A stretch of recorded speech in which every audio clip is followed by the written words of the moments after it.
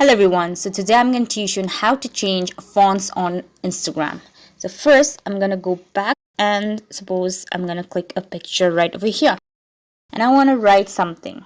Let's say, hi, my name is Sarah. So I've wrote this.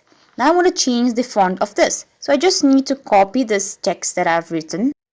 I'm just going to paste this again. I'm gonna copy this.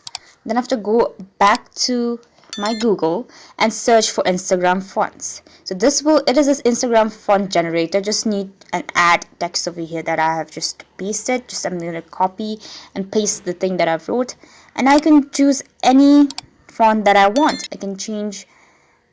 So I'm gonna copy this and use it in my story. So like this, you can just go and write any caption, any text you want, and then after you can go back, and then after you can write it in your story, your Instagram post, comments, whatsoever. So I'm gonna paste the font that I have copied. So this is how you can do it. Thank you so much for watching.